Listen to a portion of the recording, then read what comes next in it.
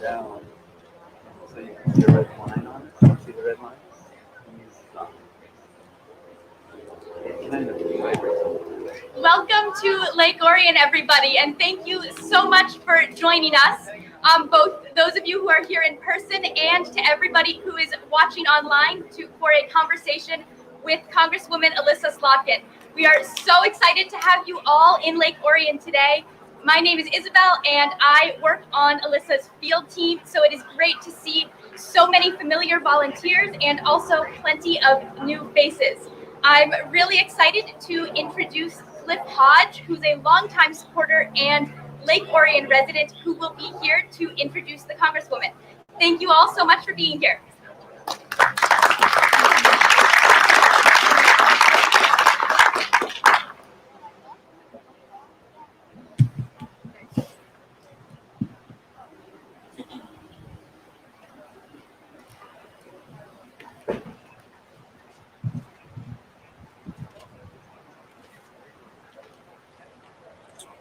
Good afternoon. I'm Cliff Hodge, a 15-year resident of the Lake Orion area. I'm a veteran military officer, service in Europe and Saudi Arabia. Thank you. I served during the first Persian Gulf War, and after the war, returned here to Michigan to begin a new career as an engineer, working over 25 years. I helped design vehicles in the defense industry at companies like General Dynamics, and also spent half my career in automotive. I'm honored to be here today to tell you about our excellent Congresswoman Alyssa Slotkin, who we're very lucky to have in our district. Like many of you, growing up here in Michigan, I learned a lot of valuable lessons. I learned that doing your duty wasn't optional, that doing the right thing was much more important than being right. I learned that it's not a bad thing to be nice and kind to your neighbors. All of those ideas were reinforced to me during my training at West Point, and they went with me into my Army career and have stayed with me to this day. Along with another idea, the military teaches us that service to the nation, to our community, is much more important than partisan politics. I've always disliked partisan political activities. I prefer to vote for candidates who commit to get things done, to work with others for the public good. Candidates who go to work, do the job they were elected to do. I've always seen patriots on both sides of the aisle, people who wanted to make life better for all Americans. It was a very easy decision for me to decide to support Alyssa Slotkin for my first time as a political volunteer.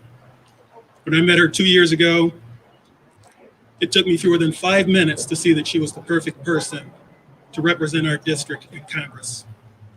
Not just that, Alyssa was the right person during this crazy time to help take a tough job and heal our country. Alyssa served in the CIA as a Middle East analyst for several tours during the Iraq War, and she returned to Washington to work in the Pentagon. She worked for both presidents, George W. Bush and Barack Obama, regularly briefing each on national security issues. Alyssa understands hard work. She understands how to recognize and address threats to our national security. Alyssa knows and appreciates that it's always important to put our country before politics. As an engineer, I also like Alyssa's preference for fact-based, rational decision-making. I didn't have any problem helping her to become our representative. Once she was sworn in, Alyssa went right to work, finding other like-minded members in Congress who wanted to work together to address issues they could agree on. They wanted to move beyond the current political stalemate. Alyssa introduced bills and amendments to protect our interests here in Michigan. She introduced provisions to keep our waters clean in our lakes and rivers, to help reduce PFAS contamination in our waters and on our military bases, to help ensure access to affordable health care and affordable prescription coverage, and to protect Michigan jobs. Alyssa understands, and she helps others to see, that environmental security, economic security, and medical security are all parts of national security. What made me most happy and proud of my support for Alyssa was when I saw her leap into action when the COVID-19 crisis hit us here in Michigan. She worked long hours chasing down personal protective equipment for our healthcare workers and first responders. She helped small businesses find resources to keep their doors open. She helped workers get access to the right people so that they could get unemployment insurance compensation payments. Alyssa's proven every day that she believes in servant leadership. She gets out often and speaks with the constituents to learn what's important to us in our community. And she takes that information back to apply to her job every day in DC. And Alyssa does something that we had not seen for quite a while here in this part of the 8th District. She comes out to public events just like this one to talk to the people who supported her. More than that, though, she talks to the people who didn't. Ladies and gentlemen, please welcome our Congresswoman, Alyssa Slotkin.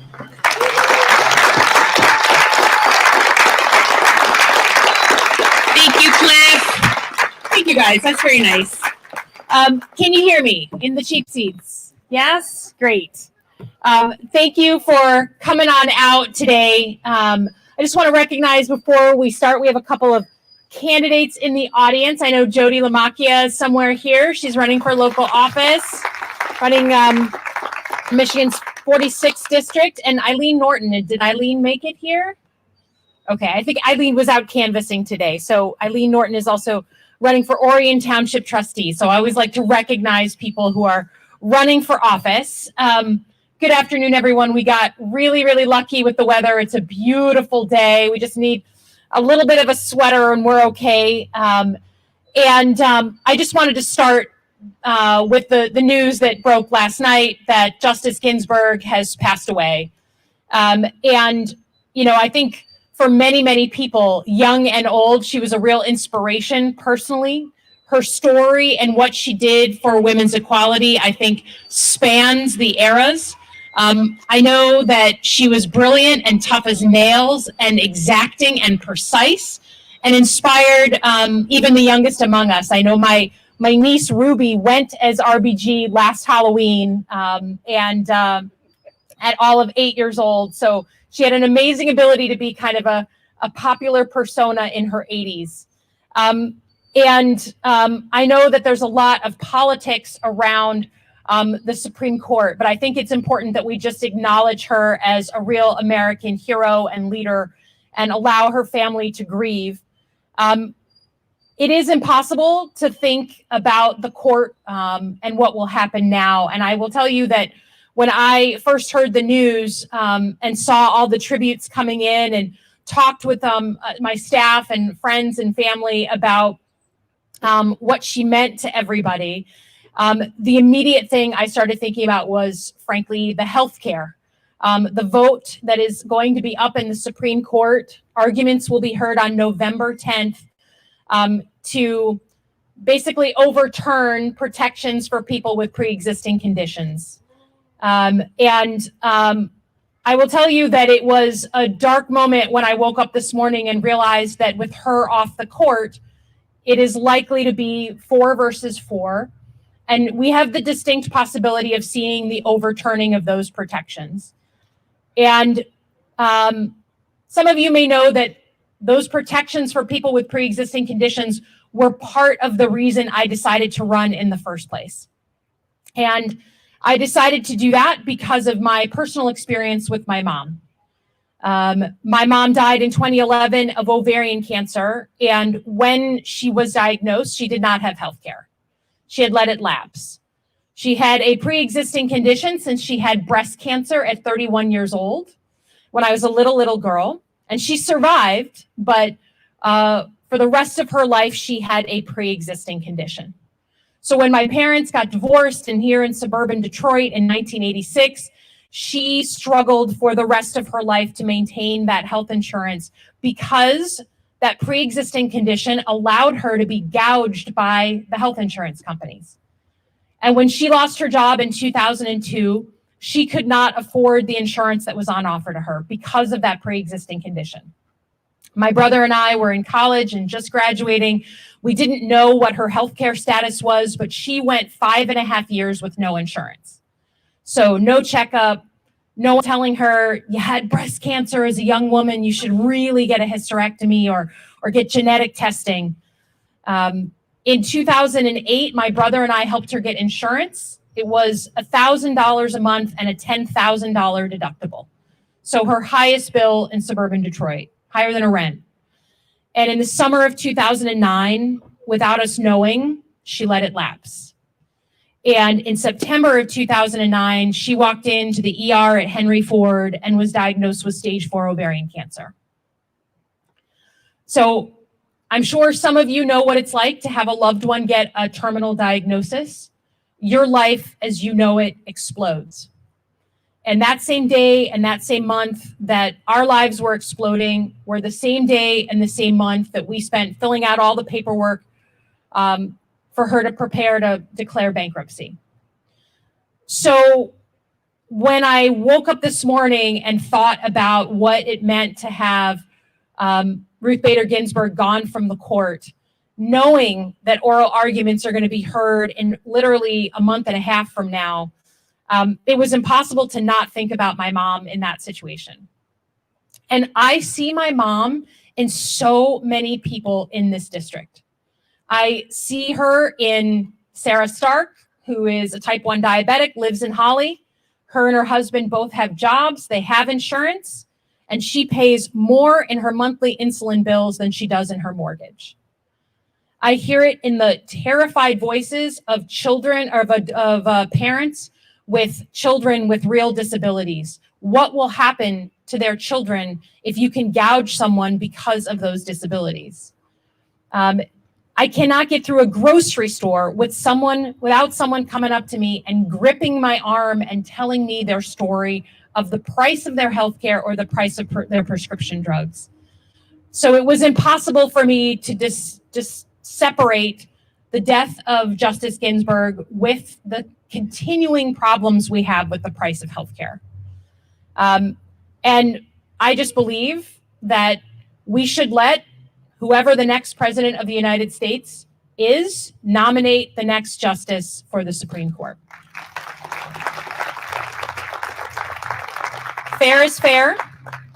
And what people can't stand about elected officials is when they're inconsistent, when they're hypocritical. And a number of years ago, Senator McConnell said, let's wait to see who's elected president and let them decide. Let's just take his own advice and do it this time around. Now, I'm very happy to be here in Lake Orion. I actually was just here in August doing a really amazing tour of all of our local businesses who jumped into action when COVID hit to retool and make personal protective equipment. We were here visiting a producer of hockey equipment who completely retooled to start making gowns for our nurses and our doctors. We were at a tier 1 and tier 2 auto supplier who had completely revamped to make face shields in their 3D printers. We saw what Michiganders can do when there was a desperate need. And they're still making these things. It's amazing. They have continued to make these things, even though we know that it's much cheaper to make them in places like China. And it's impossible for me to come here without thinking about that experience we all went through in March and April when we were just walloped by COVID. And while we were adjusting to that new reality, we started getting phone call after phone call into our phone lines at my congressional office one in Rochester Hills and one in Lansing, with people literally sobbing into the phones because they were sharing a mask with people on their ward. We heard from nurses who were taking off their gown, which should be disposable, and hanging it on the door of their patient's room. And whoever went in with that COVID patient would put on that gown. They were sharing a 78-cent gown. And we, for that reason, jumped into action and started trying to get personal protective equipment from anyone who had access to it. And because so much of this is produced in China, it was our companies who frankly had relationships in China they could call upon to get people to wait in line, like with their deli ticket in rural China, to place an order for our state. We ended up getting a number of companies to jump into action and help us get our hospitals personal protective equipment. We ended up, through some news that we did, getting, if anyone knows the company Panda Express, that Chinese food chain, Panda Express called us one day and said, if you can prove that your hospitals are within 10 miles of a Panda Express, we will get you 100,000 masks. And so guess what we did? We went to Google Maps and we mapped where a Panda Express is in relation to our 5 hospitals in our district. 3 of the 5 of them met that criteria, and that's how we got another 100,000 masks. And it's crazy, but it's also really deeply disturbing because it didn't have to be this way, right? The idea that we have to bargain in the middle of the night with a middleman in rural China to get a 78-cent mask into Michigan is bonkers. It's officially bonkers. That's the scientific term for it. And it has made me completely obsessed with this idea of bringing those supply chains on medical supplies and pharmaceuticals back to the United States. Because it's not like a supply chain on Rubik's Cubes. No one dies if they make Rubik's Cubes in China. But if you can't get masks in, if you can't get insulin in for our diabetics, that is a national security threat. And it should be treated as a national security supply chain. Yeah, sure. So one of the things I'm super excited about is next week, we have a suite of 7 bills that we wrote back in May that went through committee. They're all about incentivizing more production of medical supplies and pharmaceuticals in the United States. We wrote those bills in my office and painstakingly put together 9 Democrats, 9 Republicans, deeply bipartisan. So from its origin, it was bipartisan because that is the way that you get things done in this government. That is the only way to get things done. And it is coming to the floor next week. So I'm super excited that we will hopefully, if things go right, pass these bills through the House, and I see no reason why they can't pass through the Senate. It is just good common sense. And it speaks to what I hope we will consider when you're looking at re-election this year. And whether you're voting for me for a second time or maybe for a first time, I hope that the value proposition is both what we've been able to get done in terms of 9 provisions turned into law, 6 of them on PFAS, that forever chemical that's in our water, the others on some of them on veterans issues, on bringing more manufacturing back to Michigan and the United States. It's the 22 other bills we've introduced, completely bipartisan. But it's also the way that I hope I've gone about the job, which is I believe in bipartisanship in my bones. Because of what Cliff said, because I worked for both Republican presidents and Democratic presidents, because when you're from a national security background, you focus on the mission, not the political party. No one ever said to Cliff, no one ever said to me, when you're in the middle of a war zone and you're about to go out into a dangerous area, no one ever turns their head and says, are you a Democrat? Are you a Republican? Because if not, we're not going together. That just doesn't exist in the national security world, and I don't think it should exist when it comes down to issues related to our domestic economy or our national security. So the first thing I did when I arrived in Congress and got sworn in was join something called the Problem Solvers Caucus. It is the only truly bipartisan caucus in Congress that meets every single week that works on legislation. We've been meeting via Zoom instead of in person. It's 25 Democrats, 25 Republicans. You literally can't get in unless you find someone of the opposite political party and you come in together. It's like Noah's Ark. You have to go 2 by 2. And it is the most productive 90 minutes of my week. And we did something pretty controversial last week. We announced our own proposal for the next COVID emergency relief bill because those negotiations are stuck, because they haven't been, our leaders in the House and the Senate and the White House have not been in a room since about mid-August. So starting about that time, privately, with no staff, just us members, we've been talking via Zoom and came out with the outlines of a bipartisan plan. It is not everything that Democrats wanted. It is not everything that Republicans wanted, but it is the beginning of a real conversation. It is thoughtful and based on facts and data. And we presented it in a big press conference last week. Unfortunately, not all the leaders from the House, the Senate, and the White House were interested in getting back into the negotiating room. That includes some of my own leadership. And let me just say that it is my responsibility to answer to the people of this district, not to any party leader, not to anyone in the middle of silly season, now that we're in the election, so close to the election. It is my job to fight for the aid that I know we need in this district, that I hear about from our business leaders all the time. The continuation of the PPP loans, our Small Business Administration loans, unemployment assistance, help for our schools and rural broadband. These are things that I hear about every single day. And I feel no shame in coming together in a bipartisan way, even if it ruffled a few feathers in Washington. Now, in addition to the bipartisan problem solvers caucus, which I consider really my people, these are people who they kind of get what I'm trying to do in Congress, which is give us a better example of what it means to be an elected leader. When Cliff was doing the introduction and he said, she believes in coming in front of her constituents and keeping them informed and being transparent. And people clapped. That is a low bar, people. That's a really low bar, right? But it's become the low bar that people expect about elected leaders because people don't understand that they are public servants. And that is something that I understand.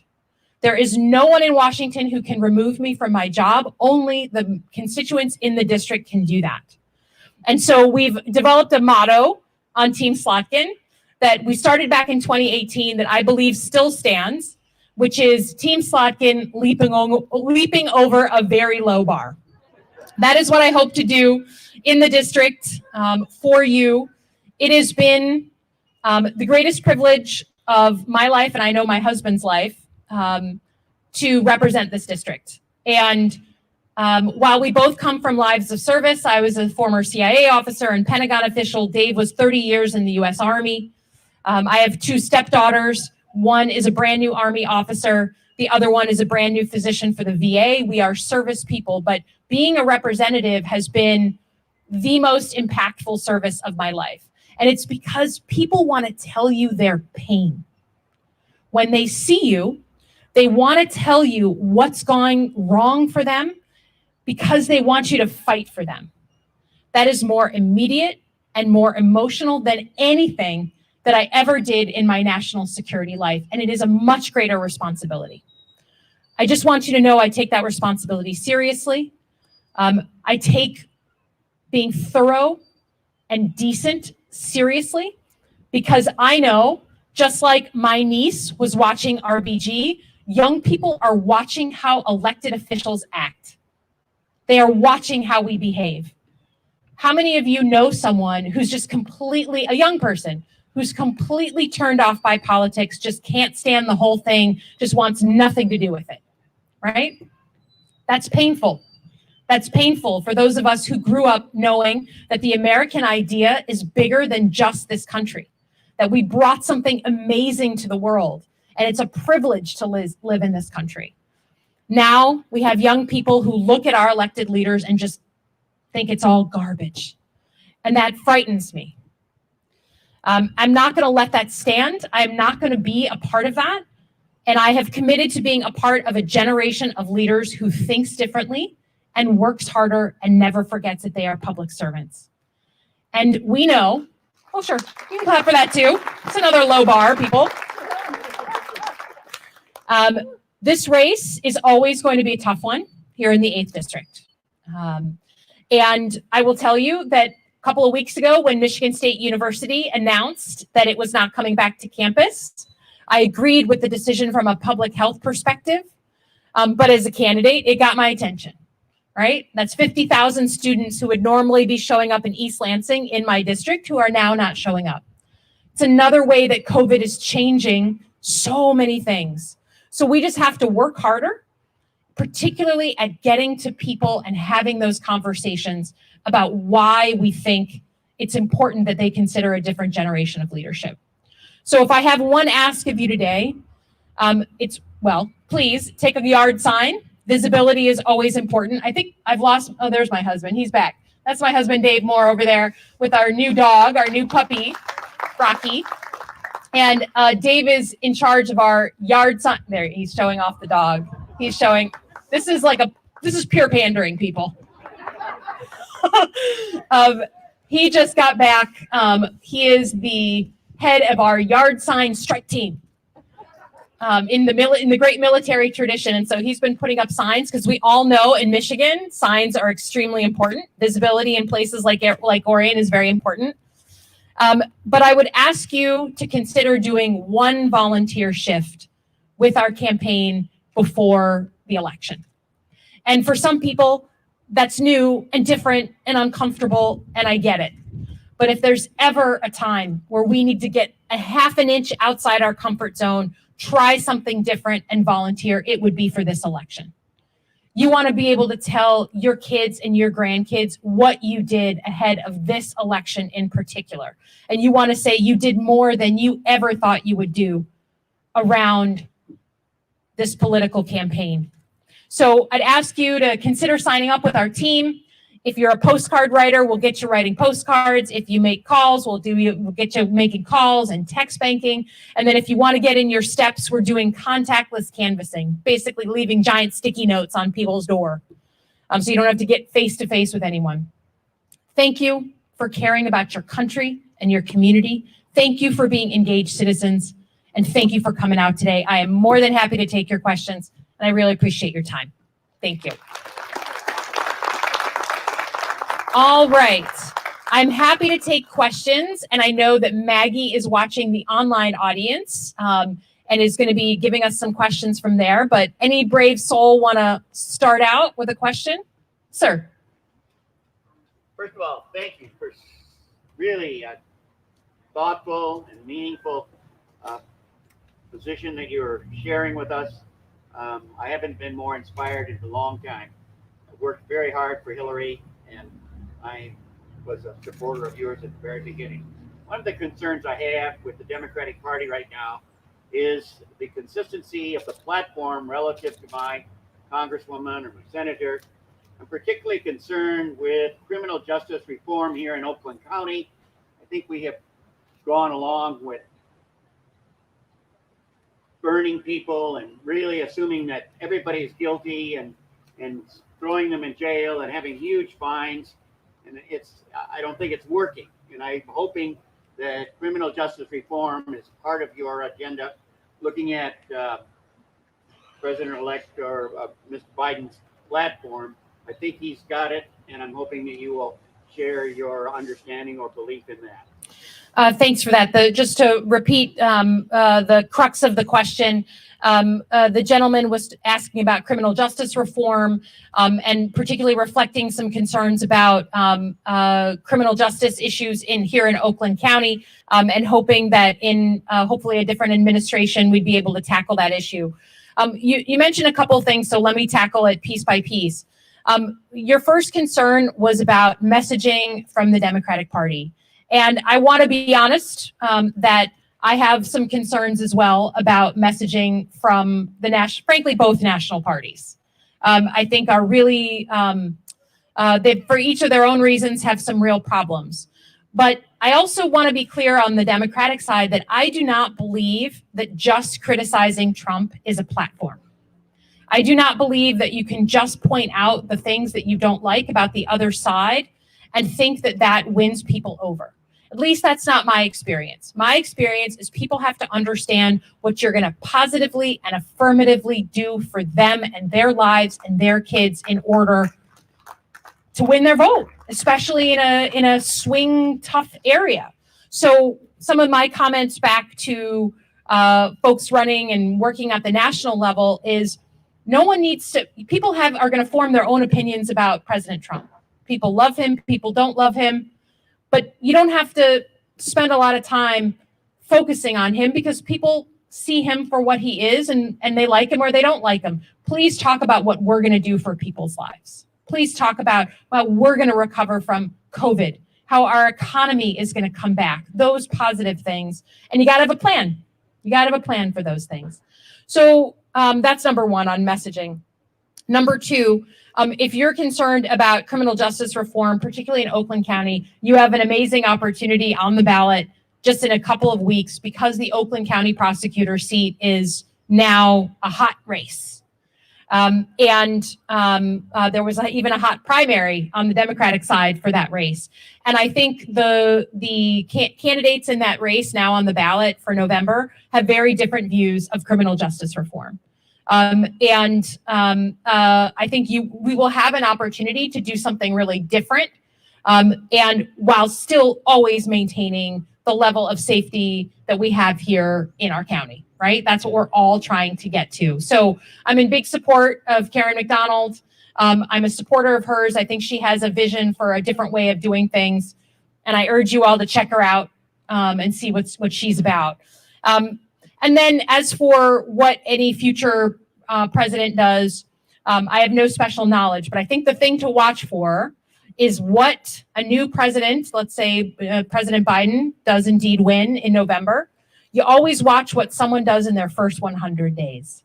What do they announce? What do they declare? What kind of legislation have they put together with the Congress? What are they focusing on? They will tell you where they are on those issues based on what they do in the first 100 days. And I would be surprised if we didn't see something related to criminal justice reform or police reform in the first 100 days from a potential President Biden. Yeah. What else? Yes, ma'am. Yes. We had an art show several years ago, and I called every party in the state that only Democrats have artists. Explain a lot. But my piece, I did for my mother. My mother had a miscarriage in 1964, and she was a criminal because abortions were illegal. So they feel like a criminal. So we can't go back to voting. The other thing is I work for Dr. Witt at the City Health Clinic, the school of medicine at the university. That is a choice that makes a big difference. And it's all pre-existing conditions. It's all wrapped up into the political. I can't say that word. Making political a disease. Mm-hmm. A miscarriage, someone having a genetic situation, and I don't. What in the world would you do if that goes away? Yeah. Thank you. Any hints? Well, so the question I think was related to the issue of abortion, and I'm assuming you're asking this question because of Ruth Bader Ginsburg's passing away and how a lot of people I've seen, even in the past 12 hours since she's passed away, have been asking this question, sort of there's a whole legion of cases that I think could be brought up on a whole range of issues that could now go a different way depending on who fills her seat. And there's a lot of angst and a lot of stress around that. Listen, I think that it's important for people who care about these issues to not make the problem so big that we can't act. I mean, if there's one thing that Ginsburg taught us is that you have to get off the sidelines and you have to do something. And sometimes if a problem is so huge and you're worried about so many different issues, then you can't act. You sort of get paralyzed. And so my best suggestion is let's not focus on what cases could be coming down the pike. Let's focus on November. Let's focus on something that we can do. And what we can do is work for a different outcome in November, because that is the single best defense against the overturning of a whole range of issues that a lot of people are worried about. But I would advise people, her legacy is about acting. So if you care about her, do something you're not used to doing, just a half an ounce more. Maggie, you want to give us a question from online? Absolutely. So Bethany said she's seeing slowdowns in her unemployment benefits arriving. What can be done at the national level to help? Sure. Let's just do a quick update on the state of unemployment insurance or unemployment benefits. When COVID hit, lots of people were sent home, were laid off, lost their jobs, and we had a huge crush of people applying for unemployment. And at the state, we expanded who could get unemployment, including people who didn't work full time, new categories of people. And then at the federal level, we came in with some additional money per week for those unemployment checks. The federal money ran out on July 30th. The president wanted more money in those unemployment checks, and negotiations had stalled. So he moved money from FEMA, from the emergency fund, and put about $300 extra in people's checks for about 5 weeks. And we expect that money to be showing up. We've gotten some reports from the district that it's starting to show up in people's boxes. So I think that those checks should be continuing to come, and now at least with a temporary bump in money in each check. What is a different proposition is the speed with which those checks are coming to people. And because we changed the system and the president had to move this money around, it was not as smooth and seamless as it could have been. And we have seen some delays in getting those checks out. And then additionally, we know that who here has seen any delays in their mail or their packages at all? There's definitely been some delays with the Postal Service, which I hope are improving now. So I don't know which one is the issue, whether it's the check disbursement or if it's the mail.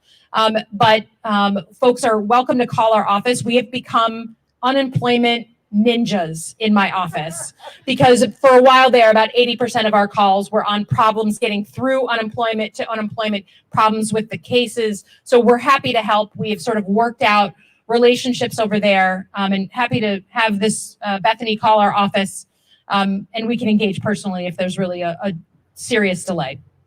Okay. What else? Yes, sir. Right in the middle. Yes.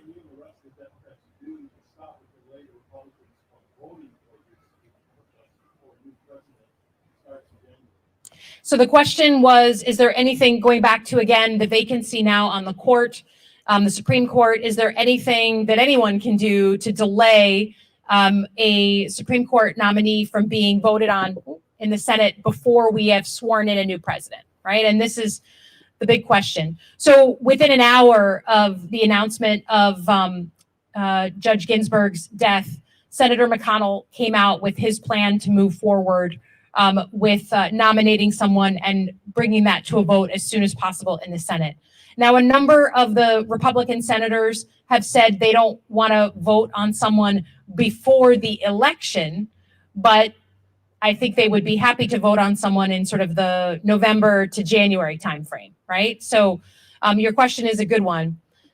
There's actually very little that folks can do to stop Mitch McConnell moving ahead with this nomination and with the vote.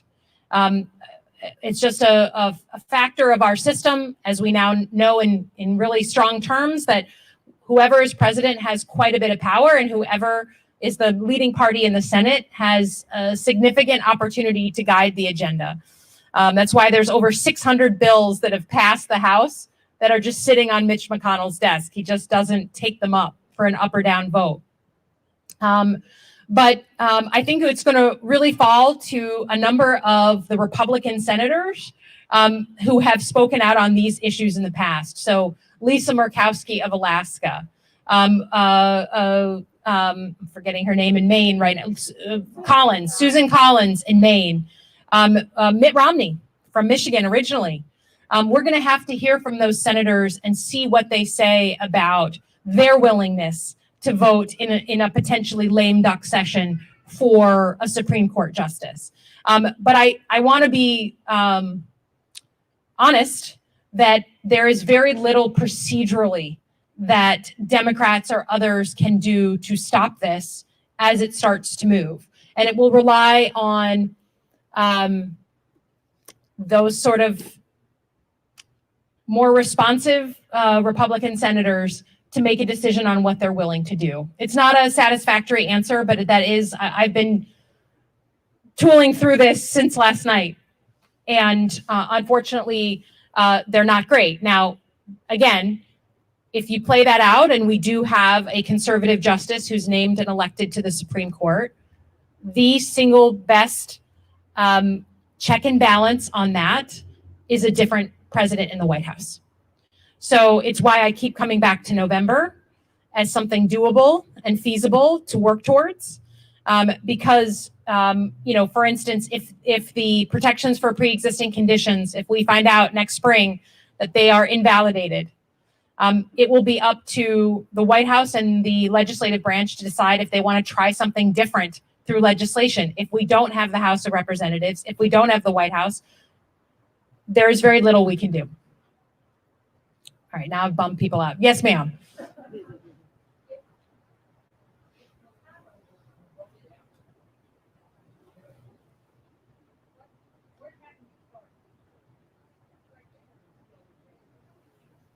So if the question was on Senator McConnell, if he is voted out in November, if he loses his race because he is up for re-election, then what happens? He serves out his term, which goes until January. There is, even if somehow the Senate flipped into Democratic hands, it wouldn't be sworn in as a Democratic Senate until January. Okay. Sure. Is it safe to mail in my ballot? Okay, let's talk about voting. So Michiganders did this great thing last year, or in 2018, we voted yes on Proposition 3, which made it much easier to vote in the state of Michigan, right? No reason absentee, you don't have to have any reason at all. Anyone can vote absentee as opposed to needing a reason beforehand, and a bunch of other things to make it easier to vote. Absentee voting is a completely legitimate form of voting. And you only have to ask your local clerks, who are the ones who administer our elections. And let's remember, in the 8th district, I'm sure many of you have a Republican clerk. We have Democratic clerks and Republican clerks. They all follow the same rules. They take their jobs very seriously. And absentee voting is a legitimate way of voting in this election. Now, because we've had delays in the post office, I am recommending that no one put anything in the mail. Please don't put, you can put something in the mail, but don't put your ballot in the mail after October 20th. And if you really want to be safe, you do the following 2 things. You fill it out as soon as you get your ballot in the mail, and they go out on the 24th of September. So right around the corner, you all should be getting your ballots. And then if you want to be super sure, you can drop your absentee vote off at one of the drop boxes in front of your clerk's office. Some of our clerks have lots of boxes. Some of our clerks just have one right outside their office, but they have them. And that's the way to make sure that your ballot actually gets to where it needs to be. And then to double check yourself, you can go to the Secretary of State's website, put in your name and your license number, and it will pull up when they mailed the ballot to you, and then when your clerk marked it as received. That means he or she has it in hand. And I did that for the first time with the primary. I went and looked to make sure my ballot was in the hands of my clerk. So that's what I recommend to be triple safe. I, of course, believe that our polling locations are going to be socially distanced and are going to be well managed. So if you're prefer to get the I voted sticker and you're one of those people who likes to go to the polls, you should also feel free to go to the polls. But no one should ever have to choose between their vote and their health, right? And that's why absentee voting is a good option this year. Okay, what else? Yes, Cheryl, right down in front. I've never seen your opponent out in the district, but I understand there's some debates in the offing.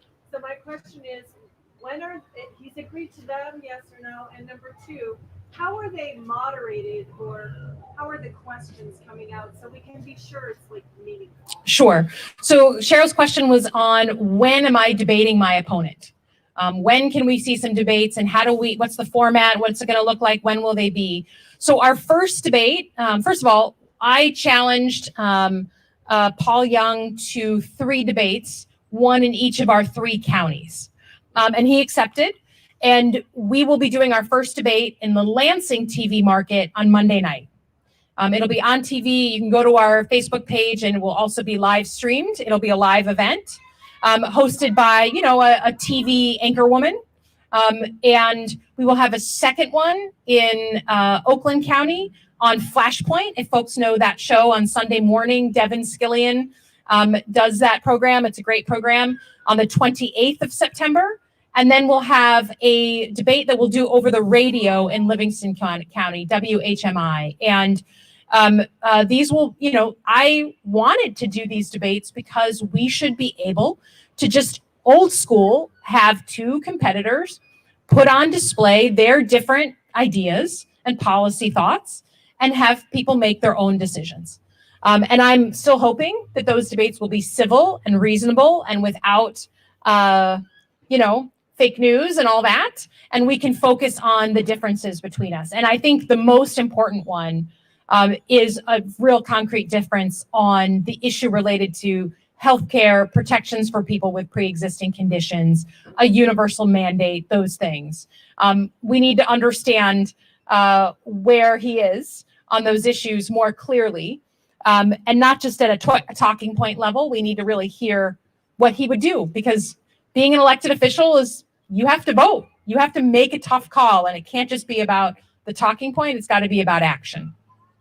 All right, I think we'll take about 1 more. Anyone else here? Yes, sir. First of all, I'd like to thank the department for being here. Yes, thank you. Up there too as well. Thank you. I'd like to say it's a good slogan. Good cops protect everyone. That's right. And you That's have a right. few more that we didn't spread. Sure. So for folks who couldn't hear, this gentleman was rightly thanking our Lake Orion police officers who are here, and just making sure that we stay safe and everyone stays reasonable. I appreciate that. And the slogan that you were proposing, which is a good one, is good cops protect everybody. I like that one. That's a good slogan. Listen, I guess it's because of my background in national security.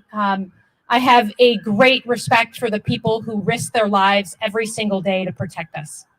And there has never been a harder time to be a police officer. I don't think there's ever been a harder time. And I think as I've gone through the district and talked to all of our police chiefs and all of our sheriffs in our 3 counties, there is no one who wants bad cops out of their departments more than police officers, who just can't stand the way that this debate has been characterized. And to me, it's about dialogue. It's about having conversations and realizing that you can deeply, deeply support our police and deeply support the rights of all people to be protected, no matter the color of your skin. I'd have to think a little bit about slogans, about some additional slogans. But for me, I think one of the most important things that we can remember is that we are part of a community. We don't exist on our own. And the only way that we stay safe, that our kids can come out and play, that we can grow up and expect to live the American dream, is if we come to live in safe communities. And they have to be safe for everybody. And that, I know, is what our local police are trying to do right now. It's what our police want to do for the vast majority of folks across the country. I think we need to get out of this false dichotomy that you either care about our police or you care about racial justice. You cannot say that you only care about one or another. We all care about both. And any attempt to split those is just political backtalk. So thank you for raising it. And thank you again to the Lake Orion Police who are keeping us safe. I know they make me feel good. Thank you again. We're gonna hang out in a socially distanced way. I'm gonna be over here if you wanna come say hi or raise a question. There's always folks who have a question, but they don't wanna say it in front of everybody. We'll just line up at these cones so we stay safe. Thank you for, getting your temperature taken and your contact tracing. This is stuff that we have to do in 2020. And thank you for your support. I appreciate it.